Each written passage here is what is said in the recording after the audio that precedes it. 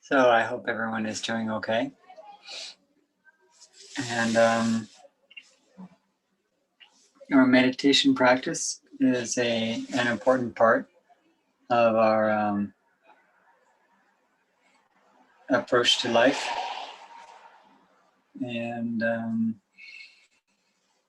because of that, I wanted to read with you over the next few sessions the Ānāpānasati Sutta.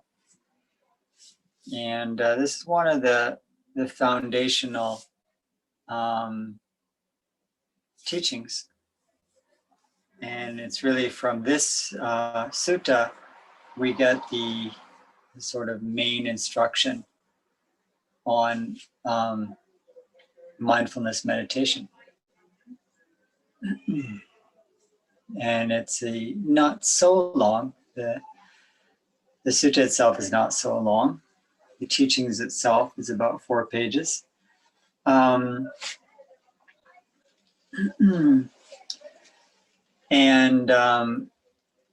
it's sort of divided into three main sections: teaching on mindfulness of breath, and then on the how that relates to that mindfulness then can be applied to other parts of oneself, which is called the 4 foundations of mindfulness.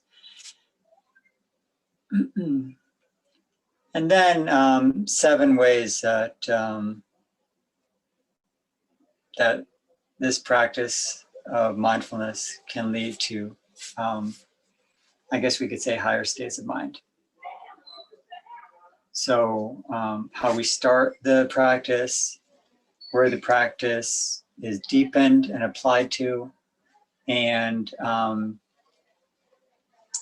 the benefits of this practice, where it leads in terms of the training of the mind and the effects on the mind.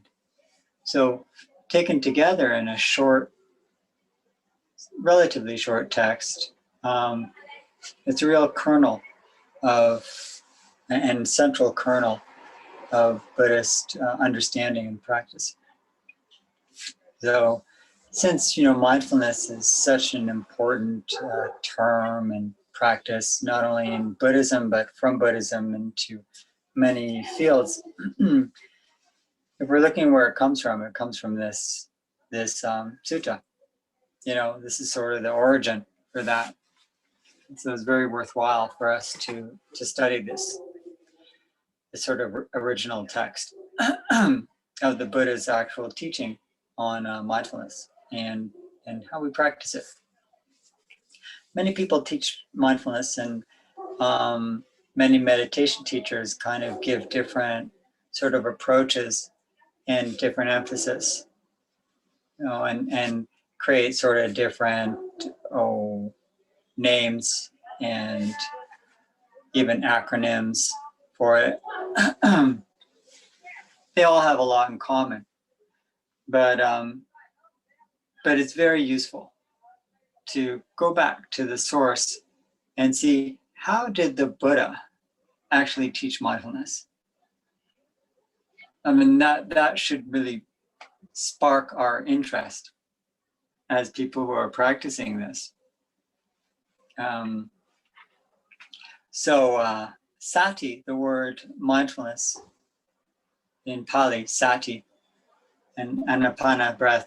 So sati, the translation mindfulness is more or less kind of an approximation. It's not exact for sure. We could say attention. Sati is also kind of a knowing. So it's a kind of different, sort of different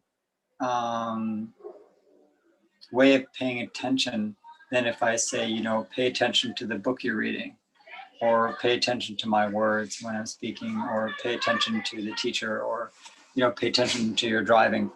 Now that sort of paying attention is very purpose-oriented. If we pay attention to fulfill a purpose. And sati what we call mindfulness, or that sense of, you could say, raw attention, kind of raw attention, and a purposeless attention. To pay attention to something without wanting to get something out of it. You know, it's a different type of attention. And it's sort of a general sense of presence. The attention of being very present with something is sati. It's the state of mind of total openness and presence with what you are observing. And you're not going immediately into sort of identifying it according to its use for you. Like if I'm paying attention to my driving, then I'm looking for the road that I need to turn because I need to get somewhere. There's a purpose to my paying attention to it. It's not raw and open. Yeah. And sati, mindfulness attention. So when we talk about mindfulness of breath, or Ānāpānasati, that's that open presence that is not sort of organizing it already into my own needs.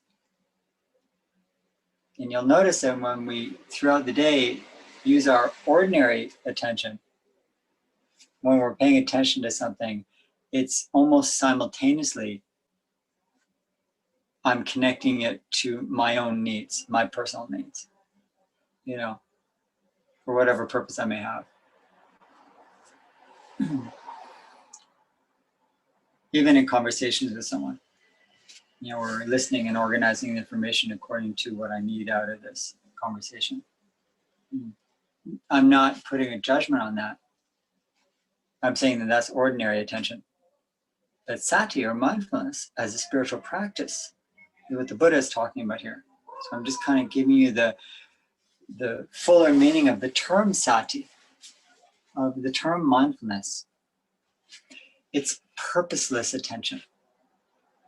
Purposeless attention.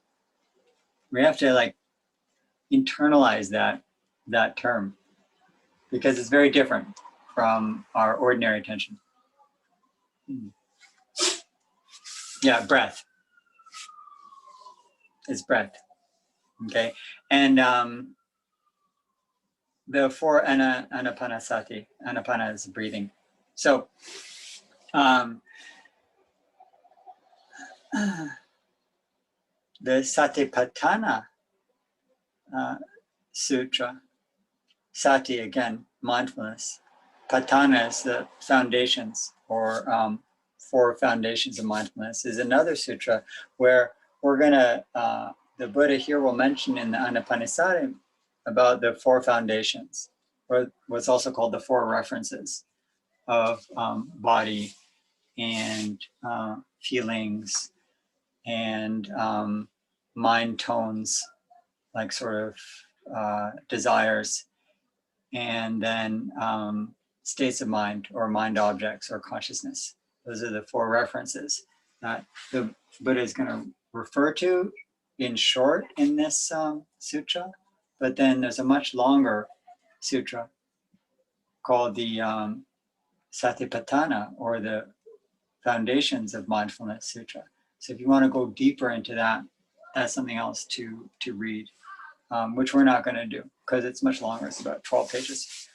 I mean, we could, but a few years ago we did a teaching on that, I think in Dora's backyard, and it was quite lovely. But it was a long thing. So here we're going to do the short one and the introduction to mindfulness, the first teaching that the Buddha gave on this. So since it's, if you meditate, you need to know this, basically. I mean, if you meditate, you need to know what mindfulness is and where to apply it and how to apply it. And it's not mysterious. That's something else that we'll notice here, that mindfulness is not this mysterious thing. And having bare attention and the sense of just knowing, of presence, of being with. Now, there's actually a natural state of mind. The self-centered state of mind of always like, what I want from this is artificial. So we want to come back to a natural state of mind. We're not putting ourselves in this sort of pressure. We want to relax into it. And that's why I often talk about how you need your body and mind to settle and relax. You can't be mindful from a tense place. You have to have sati comes from a real relaxed state of mind. Yeah. I don't need anything out of this. I can just be with this. That's a relaxed state, and that's sati. Okay. And sati leads to what's called samadhi. Samadhi is that calm attention. You know, that sense of a sort of joy of just being, the joy of being. You know, that's samadhi. We have this peaceful calm that comes from paying attention to something in a purposeless way. I can just be here, and that's enough. Okay? So, this is a practice, and we don't just do it. It doesn't just happen. We practice it. And that's why meditation is a training. Okay? We're training kind of a let go of self-centered attention and allow open, purposeless, non-self-centered attention. You know? Attention without a self. I know it's strange to say, but just put that to the side for now. Again, if there are any questions that anybody has about our meditation that we did or that we do or what we're reading or vocabulary, anything like that, please ask. Okay? Now, I don't know if you all have the text. I have the text here from Thanisaro Bhikkhu translation from the Pali. You know, it's on the Access to Insight site that I found. I also saw another good translation by Gil Fronsdal, and that was nice too. But this, I think, is the more used one, so I'm going to use it. Can I ask something, or Yeah, should sure. I after you No. finish read? You should ask. All right. About what you said, that practicing mindfulness is I supposed to do it without purpose. I mean, like to the position that I am today, it's really hard to imagine. It's like to enforce myself something that to my eyes seem unrealistic. Like I can't comprehend the fact that I can be here or do something without give me something back. So it's really difficult. Can you give me advice how it's possible to be in that state of mind? Yeah, it's difficult. First of all, I want to say, yeah, it's, I mean, because we are so well trained to be purpose driven. True. And as I said, it's much of the training in meditation is about letting go. It's about letting go. So first of all, when you're sitting in meditation and you're watching the breath for say 5 or 10 minutes, there's noticing all the activities of your mind that is wanting to get something out of it. So there's noticing that. But even before we get to the meditation part of sitting and watching the breath, because you may go into meditation and think, okay, what I want out of meditation is to be more peaceful. So like I'm wanting to get something out of it. All right, leave that for a moment. There are certain activities that you can do, right, that don't necessarily have a purpose other than just, let's say, being there. Or, I mean, even if I say enjoying your moment, that's still a kind of purpose. But there's nothing wrong with enjoying your moment. I'm saying you could be sitting at the window and watching the sunset. Like there's nothing you're going to get out of that sunset. You can't keep it. You can't hold it. You know, there's like nothing you can get out of it.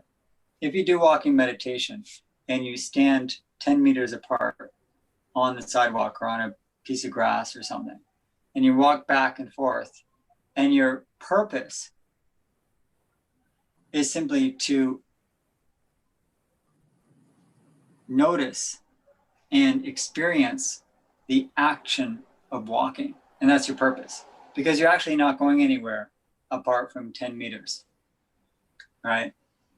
Now, after a while, and you might start it with the intention of saying, okay, I'm going to do walking meditation, or I'm going to do sitting meditation because I want to be more peaceful in my life and more focused.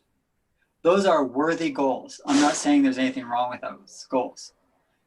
Everybody starts meditation and starts a spiritual path wanting something. That's why we come. So first of all, that's our starting point, and we just accept it, right? It could be that I want to suffer less. Like I want to end suffering. I mean, that's why the Buddha did it. He saw suffering. He said, I want to end suffering. So there was a goal there. You can have a goal, and at the same time, while you're practicing, you can forget the goal. The goal is not always going to be in the front of your mind. So let's say your goal is to end suffering, or to become enlightened, or just to have some more peace and calm and focus in your life. Those are worthwhile goals. Okay? But while you're sitting, you're not always thinking about that goal. This is my point. The goal can get you to your seat and you can start there.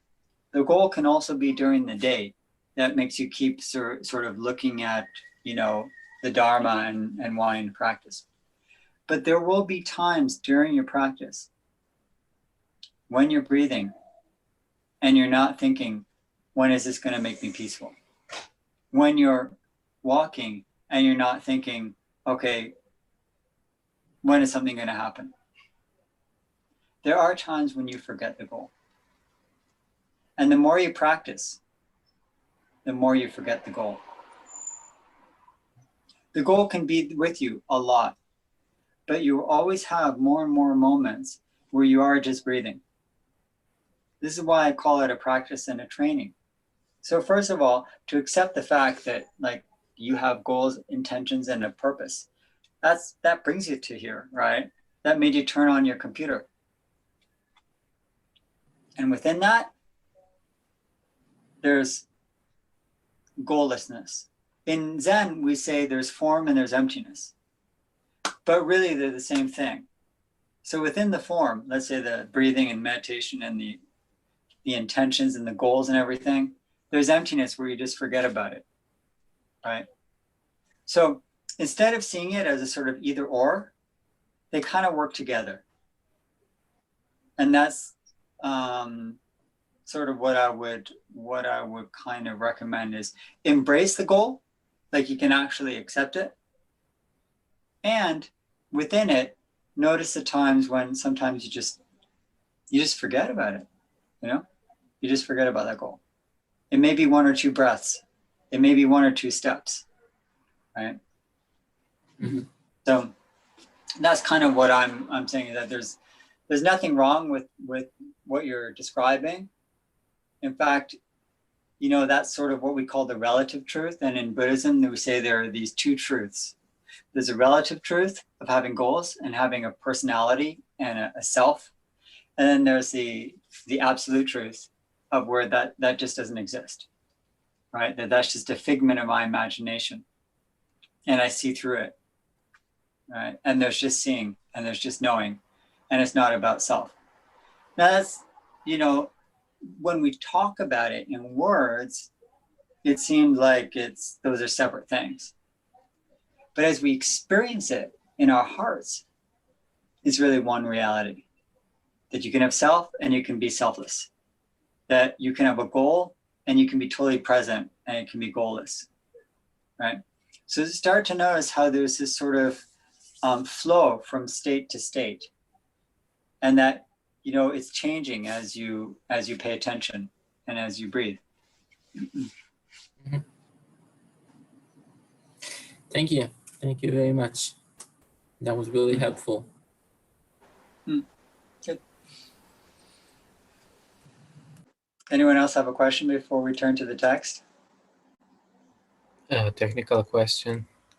Would you like me to share the screen of the text, or that everybody will read by themselves? Any preference? Anyone have a preference there?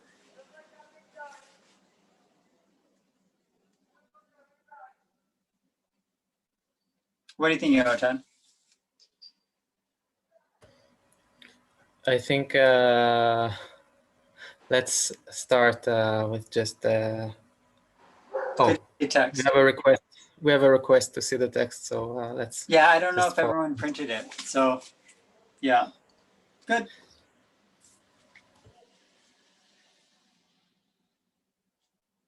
Okay.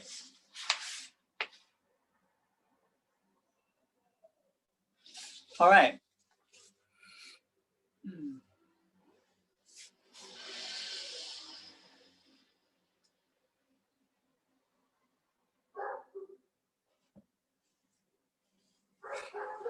So my goal here is to get at least through the first section.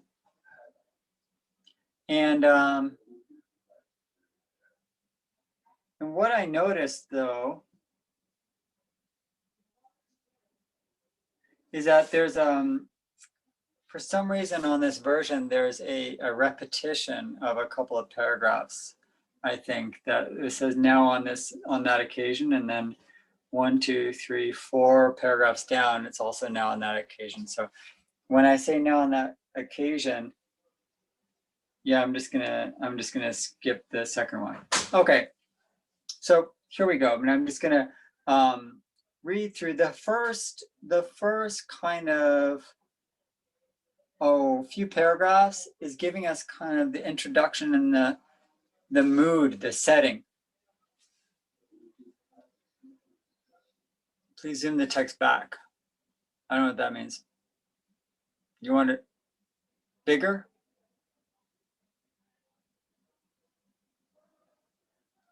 Enlarge it. Yeah. All right, great. Make it bigger. Okay. There you go. All right, super duper. Okay, so I'm gonna read down a few paragraphs now, just to give us the language is archaic. That means it's old language. The way they recorded it is old. There's a lot of repetition, and that's why I'm gonna skim through a lot, just to give us a sense of the feeling of the way it was recited back then. And one background word about how these suttas were recorded and how they worked is that it was an oral tradition where for the first, say, I don't know, few hundred years, okay, there was, or at least 200 years, it was oral tradition. Okay, these things were not written down. They were memorized and they were recited. All right, and that's simply how it was passed on. And one of the ways the memorization was aided was through repetition. Okay, and you'll see that a lot of whether this is exactly the way the Buddha spoke or it's the way that they recited it in order to remember it. You know, it's more likely that this is the way it was recited in order to be remembered, and then it was written down when they compared the way the versions and then wrote it down after a couple of the Buddhist kind of meetings, congresses that happened. So so I'm saying that this is what we're going to notice is that repetition. Okay, so I have heard. All right, we're back on the sharing. I've heard that on one occasion, the Blessed One was staying at Savatthi in the Eastern Monastery, the palace of Nigaura's mother, together with many well-known elder disciples, with Venerable Sariputra, Venerable Mahamoggallana, Venerable Mahakassapa, Venerable Mahakachana, Venerable Mahakotita, Venerable Mahakapina, Venerable Mahachunda, Venerable Ravata, Venerable Ananda, and other well-known elder disciples. Okay, so Ananda was a person who remembered all of this. He was the one, the kind of supercomputer mind who remembered all this. On that occasion, the elder monks were teaching and instructing. Some elder monks were teaching and instructing 10 monks. Some were teaching and instructing 20 monks. Some were teaching and instructing 30 monks. Some were teaching and instructing 40 monks. The new monks, being taught and instructed by the elder monks, were discerning grand successive distinctions. Okay, meaning everybody, they were doing a lot of teaching and they were like, learning some great things. Now on that occasion, the Uposatha day of the 15th, the full moon night of the Pavarana ceremony, the Blessed One was seated in the open air, surrounded by the community of monks. Surveying the silent community of monks, he addressed them. Okay, so here we have a kind of there's a lot of important teaching going on, and the Buddha has all the monks, so he's teaching all of them, and some of them are only teaching 10 or 20, and he's teaching everybody at this point, and he surveys everybody. Like he looks around and there's this silence, okay? So think of this scene that there's like thousands of monks, and then the Buddha just like surveys the community and looks around. And here's what he says in the silence of this moment. He says, monks, I am content with this practice. I am content at heart with this practice. So arouse even more intense persistence for the attaining of the as yet unattained, the reaching of the as yet unreached, the realization of the as yet unrealized. I will remain right here at Savatthi for another month through the white water lily month, the 4th month of the rains. So here we see that the Buddha is about to he's giving a sort of preparation for us for the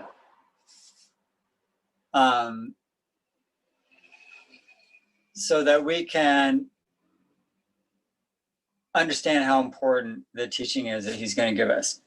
He's telling us he's going to give us a teaching about a practice that is like really, dear to his art, Okay, so it's pretty important teaching then. The monks in the countryside heard. The Blessed One, they say, will remain right there at Savatthi through the white water of the lily month, the 4th month of the rain. So they left for Savatthi to see the Blessed Ones. The elder monks, so I'm just I'm skipping the next two paragraphs because they're not so important. The elder monks taught and instructed the new monks, just telling us again that they were doing teaching. And then we have the, in my version here, now on that occasion, again, we have the same paragraph that was before, okay? I have that, so that's pretty much redundant. I'm right here, monks, this assembly is free from idle chatter, devoid of idle chatter, and is established on pure heartwood. Such is this community of monks, such is this assembly. The sort of assembly that is worthy of gifts, worthy of hospitality, worthy of offerings, worthy of respect, an incomparable field of merit for the world. Such is this community of monks, such is this assembly. The sort of assembly to which a small gift, when given, becomes great, and a great gift greater, such is this community of monks, such is this assembly. The sort of assembly that is rare to see in the world, such is this community of monks, such is this assembly. The sort of assembly that it would be worth traveling for leagues are like lots of miles, taking along provisions in order to see. In this community, I'm continuing, so it's a very special community. Most of these people are very enlightened, as we're going to see in the next paragraph. In this community of monks, there are monks who are arahants, those are enlightened beings, whose mental effluence are ended. Effluence are like waste matter, like anything that is harmful, okay? Any mental activity that's harmful, that's ended in these people. They have reached fulfillment, done the task, laid down the burden, attained the true goal, laid to waste the fetter of becoming, and who are released through right gnosis. Gnosis is wisdom. Such are the monks in this community of monks. Okay, so there are a lot of people here who are fully enlightened. That's what the Buddha is saying. So this community is very special. It's very special, basically. Okay, it's a very special community. I hope you feel part of that community. In this community, monks are monks who, with the wasting away of the 5 lower fetters, are due to be reborn in the pure abodes, there to be totally unbound, destined never again to return from the world. Such are the monks in this community of monks. The 5 lower fetters are chains or things that are holding you down. Okay, and the 5 lower fetters here that he's talking about, the 5 chains that are holding people down, are the chains, or the fetter, the chains of sensual craving, like to want pleasure and to avoid pain. So that's one fetter, that's one chain that holds people down. These are the 5 lower ones. There's the fetter of ill will. These are not the same as the 5 hindrances. The 5 hindrances are a bit different, but these are more what they're called the 5 lower fetters. And sensual craving, sensual craving, okay, wanting pleasure and wanting to avoid pain. All right, ill will, meaning anger and hatred, that's gone. Okay. One of the 5 lower fetters is a belief in identity, that myself is real. That's called a lower fetter. That's a lower chain. All right. That's a lower level. Okay. Doubt, skeptical doubt, is one of the lower fetters. And interestingly enough, one of the 5 lower fetters here, one of the 5 lower chains, is attachment to virtue and religious observance.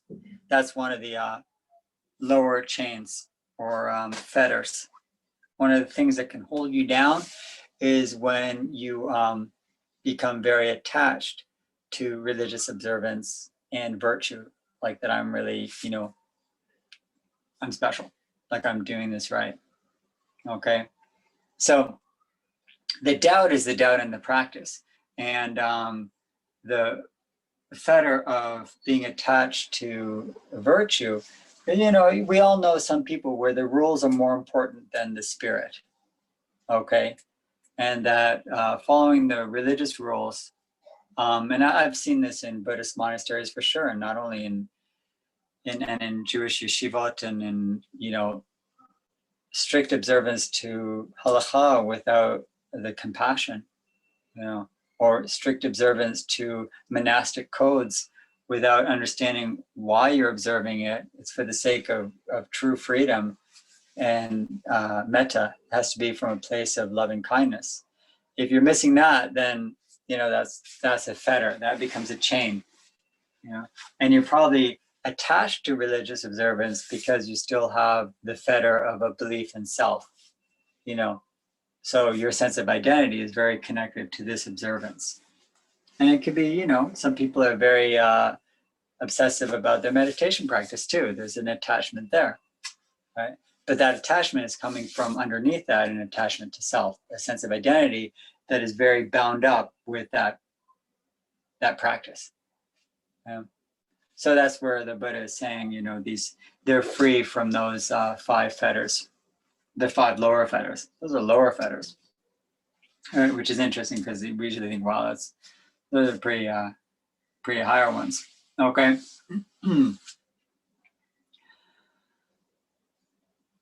In this community of monks, there are monks who, with the wasting away of the first 3 fetters, sensual craving, ill will, and belief in identity. Okay. And with the attenuation means reduction, the lowering, the lessening of passion, aversion, and delusion. Those are the 3 fires, or the 3 poisons. There is attachment, aversion, and delusion, or we could say greed, hatred, and ignorance. Those are called the 3 poisons, or the 3 fires that cause a lot of suffering. So we have reduced those. Are the once returners, who on returning only once more to this world as a human, will make an ending to stress. Such are the monks in this community of monks. So he's going through this sort of ranking. There's the arahants who, they're done. They're done. When they die, they're not coming back. Then there are the once returners who are going to come back to be reborn one more time. Remember, according to Buddhist karma, we do get reborn in order to continue working on our spiritual path until we have perfected ourselves, and, you know, in the Mahayana version, until all beings have perfected themselves, and we've helped that. So a once returner is someone who's going to come back once. So in Theravada, you can stop before everyone else is done. Okay. On returning only once to this world will make an ending to stress. Stress is dukkha. Dukkha is translated in different ways. Here in this sutta, Thanisaro Bhikkhu is translating dukkha, which is often translated as suffering. He is translating it as stress. Okay, stress. So the stress of having something you want, that you like, the stress of, you know, being attached to something, the stress of having aversion to something. You know, how is there stress in attachment? The stress in attachment is that you're afraid it's going to end, right? Or you want more. And that's stressful. Okay. It's stressful to have something you really love and be worried about it. You know, someone gets a brand new car and they're worried about it getting scratched. Someone, you know, sees someone who's very threatening and they're worried about, you know, being hurt by that person. Okay, so there's an inner stress from these states of attachment and aversion. As we say, dukkha. Okay.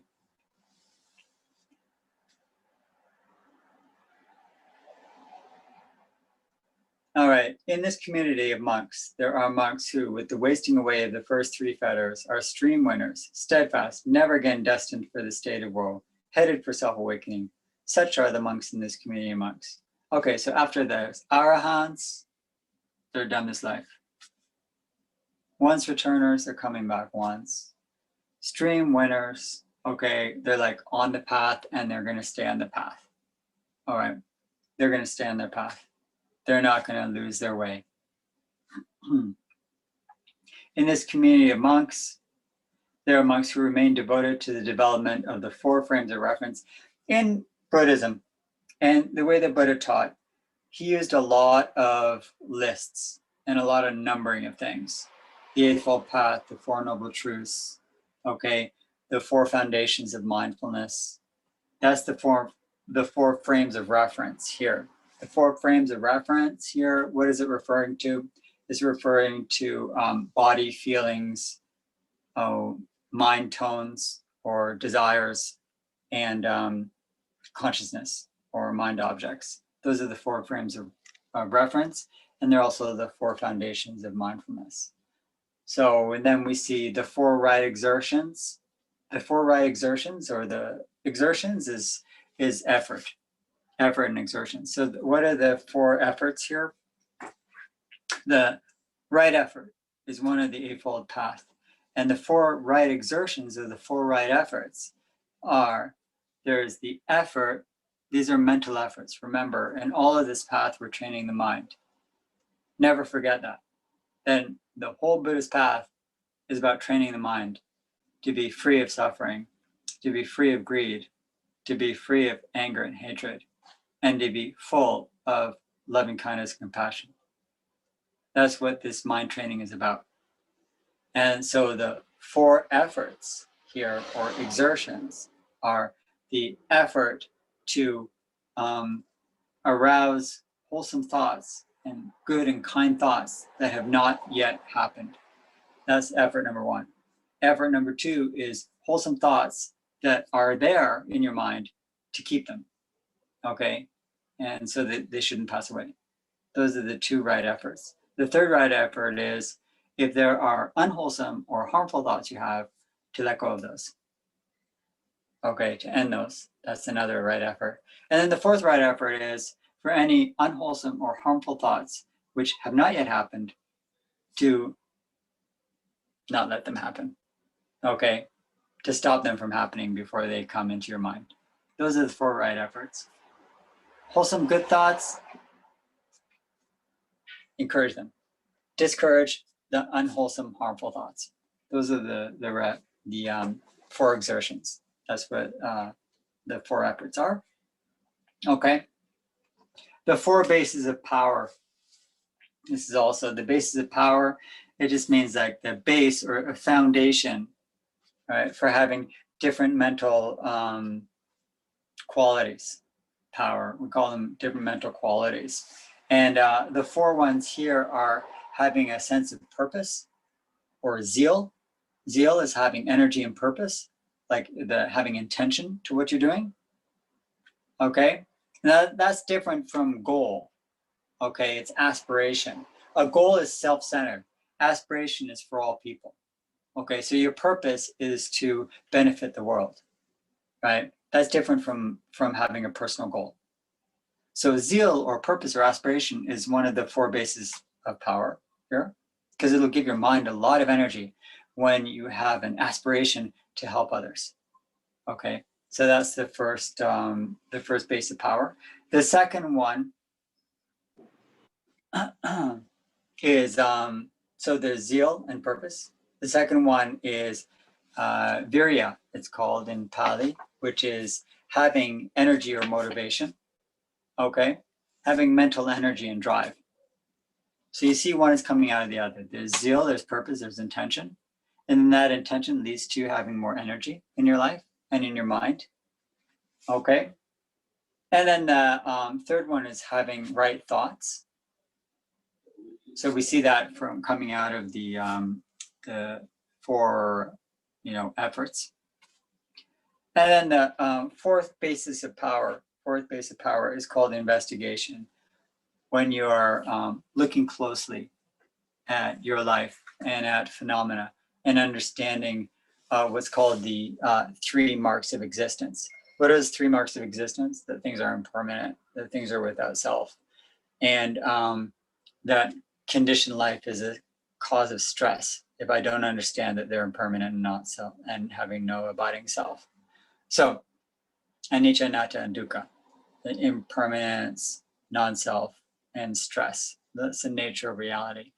And that's the 4th basis of power, of mental power, is understanding that. So those are the 4 bases of power. And as we see, this one sutra here that we're reading, the Ānāpānasati, is packing in a lot of the teaching. Okay, it's squeezing in a lot of the teaching here. And it's assuming that you kind of have this as a background. Okay, the 5 faculties and the 5 strengths we see here, okay, those are pretty much the same. Those are defined the same way. And then the 7 factors of awakening, which he's going to explain in this very sutra. All right, and that come out of our meditation practice. Meditation of breath leads to meditation of mind and body, and then meditation of mind, body, and mental objects, and leads to these 7 factors of awakening. Because remember, the whole point we're doing this is to awaken or to become enlightened. And enlightenment basically means that it's the end of suffering. And the Noble Eightfold Path. Such are the monks in this community of monks. Okay, so these monks, and I'm talking about the ones who are just in the stream, as he says here, stream winners, they have all this. Like they're kind of aware of all this. So we see that the community of monks that he's talking to and that he's about to teach. And remember, what is he going to teach these monks? He's teaching enlightened monks. He's teaching monks who are like almost enlightened. He's teaching monks who know all this. He's going to teach them breathing meditation. Okay, we need to internalize that these are monks who are like, his community is pretty enlightened, or more than pretty enlightened from our point of view, and yet he's going to teach them mindfulness of breathing. Okay, we should really, be thankful for this. It's very humbling. It's very humbling. We think, yeah, I know mindfulness. I know breathing. Breathing, come on, give me something else. Give me more. Look who he's teaching, and he's teaching breathing. Okay. And he said in the beginning, remember, I'm so content in my heart with this practice. Right?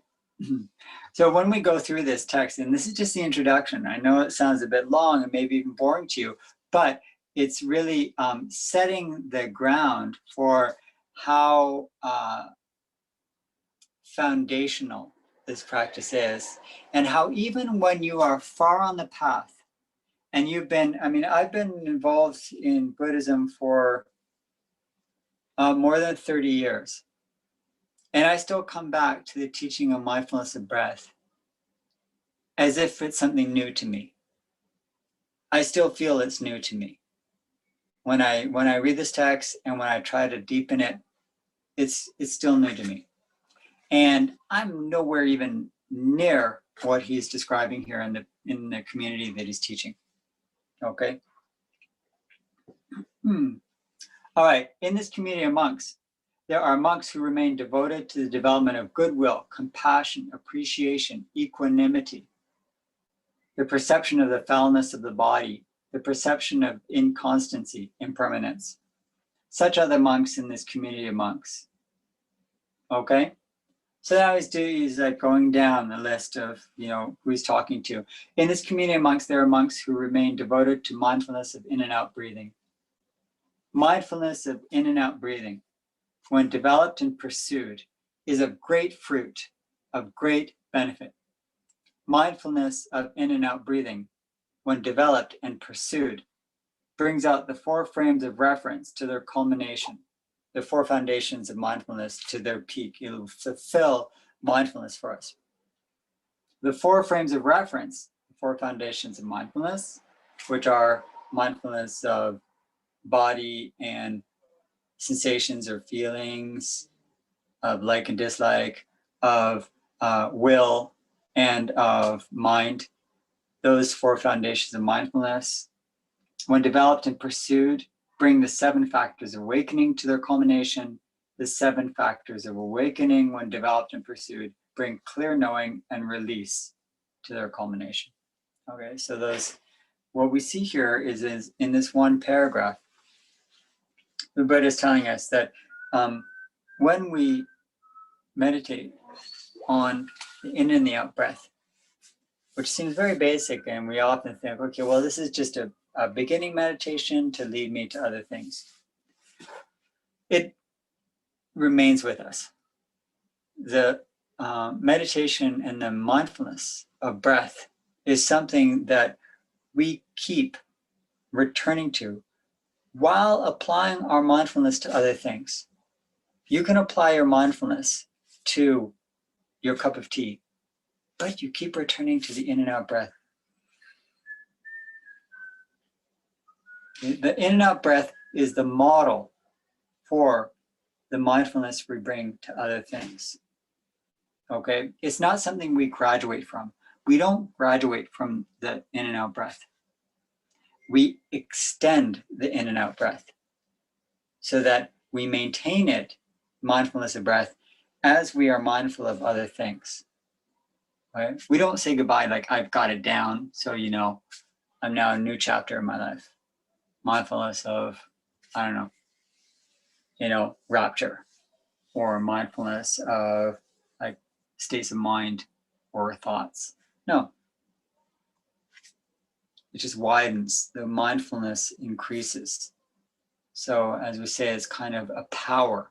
It's a power, it's a strength, it's a muscle that strengthens and increases to include also mindfulness of other things, while mindfulness of in and out breath is maintained. You never end mindfulness of in and out breath. And that's why he's teaching this to the highest monks in his community, people who are done.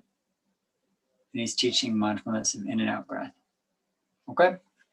And he's reminding us and them how foundational it is, because it goes all the way to awakening. You never end it. In this one paragraph, we see it's all, extending from breath. All right. So now let's read how it's done. Okay. And again, if anyone has a question, it's real important to ask. And then I think we'll just finish this one more paragraph, and then that'll be enough for us to try to practice on our own.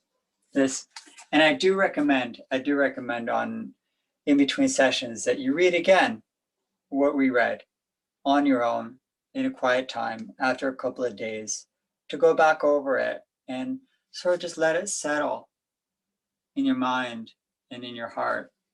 You know, what made this such an important teaching for the Buddha? And why was he so content with it? Why was he content at heart with it? And we should let those questions settle in our mind and see, you know, for ourselves as part of this community that he's talking to. Now, mindfulness of in and out breathing. How is mindfulness of in and out breathing developed and pursued so to be of great fruit, of great benefit? This is the question. There is the case where a monk, having gone to the wilderness, to the shade of a tree, or to an empty building, sits down, folding his legs crosswise, holds his body erect, and setting mindfulness to the fore. That means you just bring it in front of you. To the fore, like when I say setting mindfulness to the fore, it just means you're like bringing it to the, to the front of your consciousness, right? Like if I tell you, think about an elephant, I want you to bring an elephant right to the front of your mind. You'll see an elephant. So I'm talking about bringing the attention on your breath to the front, like your attention is a light that you're shining. Bring it to the front and to your breath. And the other thing is, we should notice here that it's important to practice meditation in a quiet place. In a quiet place. Always mindful, he breathes in. Mindful, he breathes out. Breathing in long, he discerns, meaning he just notices. I'm breathing in long. Or breathing out long, he discerns, I am breathing out long. Or breathing in short, he discerns, I am breathing in short. Or breathing out short, he discerns, I am breathing out short. He trains himself. I will breathe in, sensitive to the entire body. He trains himself. I will breathe out, sensitive to the entire body. He trains himself. I will breathe in, calming body fabrication.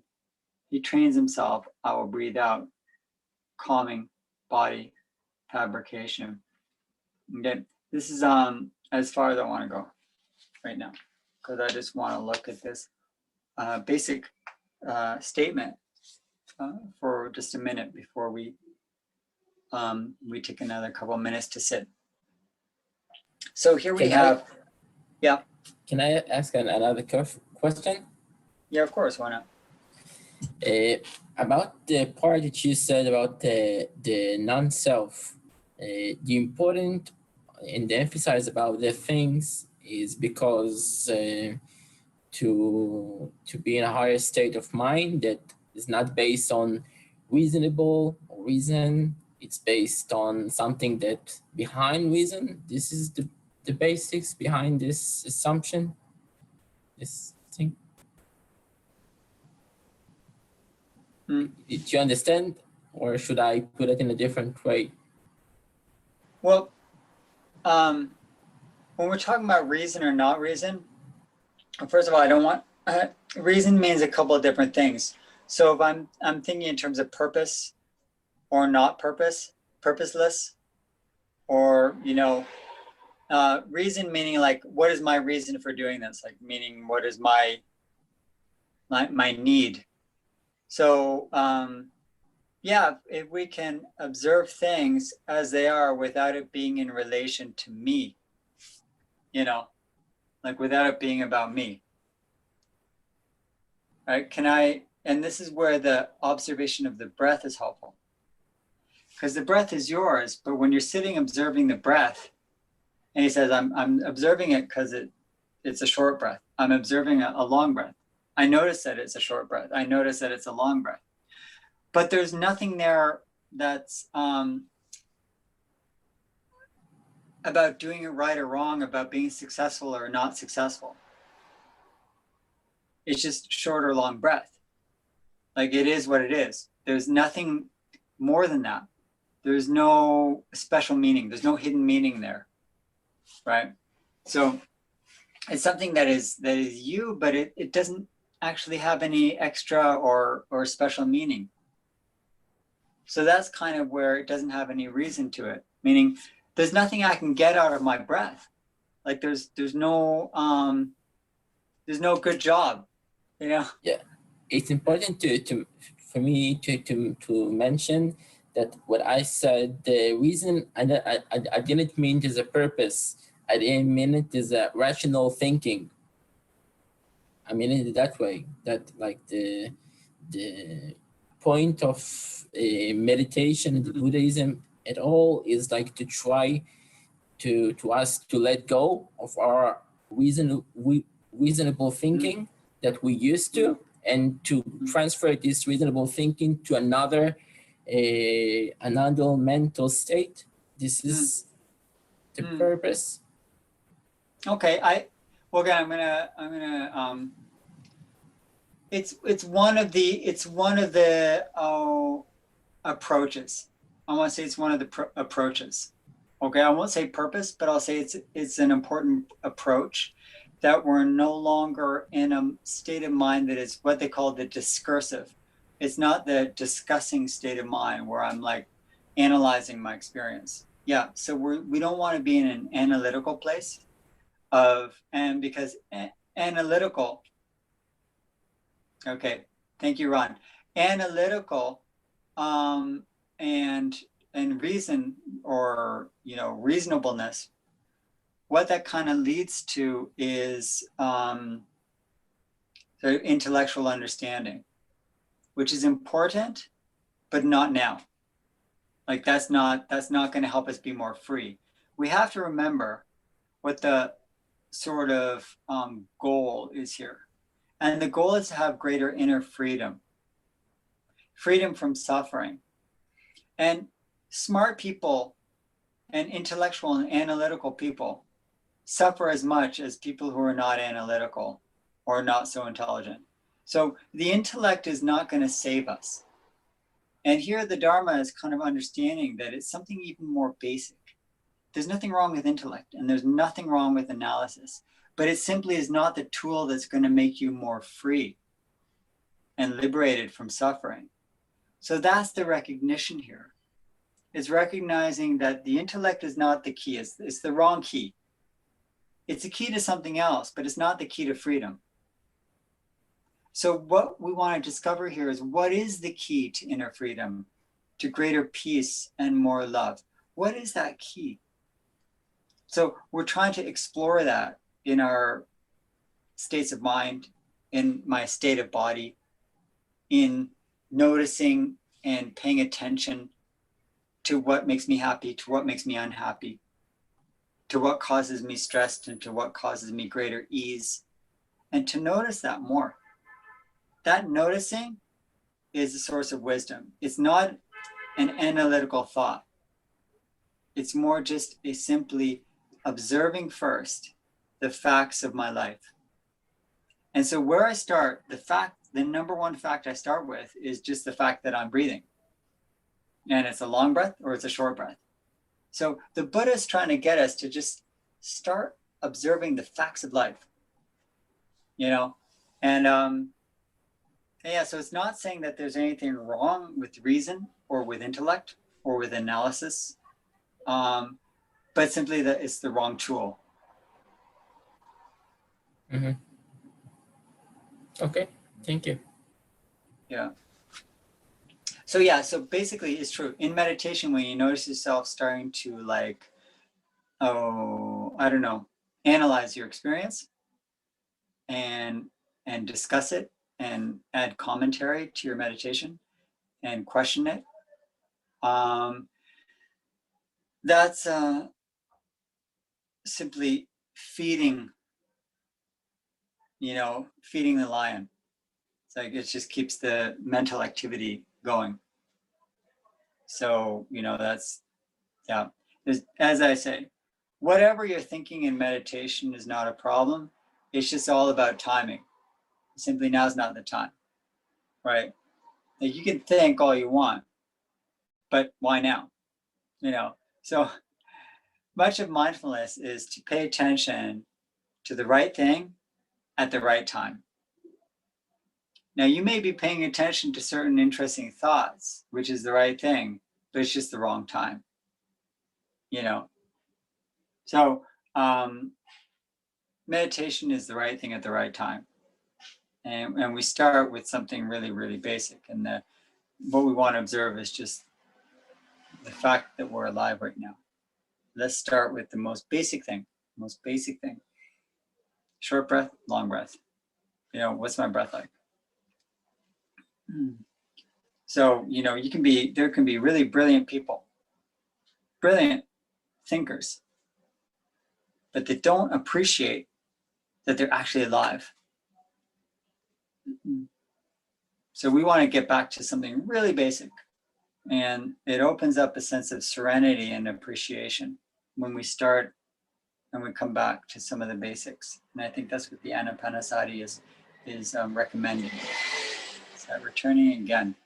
Let's start over.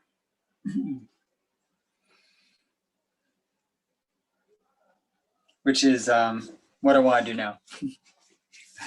So I want us to, unless anyone has another comment or question, again, for the first page and a half that we read, I recommend reading it at home again and seeing how it feels to you. You can read the whole thing if you want. And we're gonna read it together, starting where we ended tonight, and go over again the instructions of mindfulness of breathing, which is really super basic, and then see how mindfulness of breathing extends into the 4 foundations of mindfulness, which is mindfulness of, you know, body, that the breath is part of the body, so I'm noticing the body, and then mindfulness of the sensation of pain and pleasure and like and dislike, and then mindfulness of, you know, wanting things and not wanting things.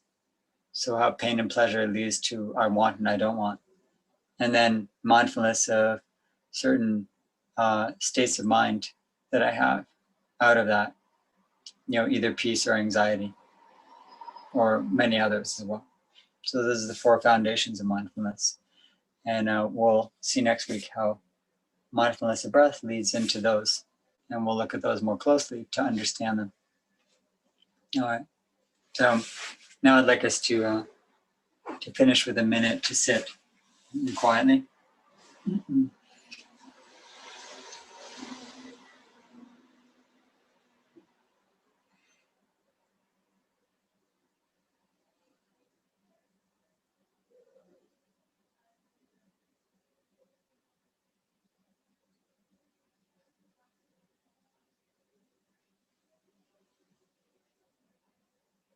Just bring your attention back to your breath and keep your back straight, keep your body still, and breathe.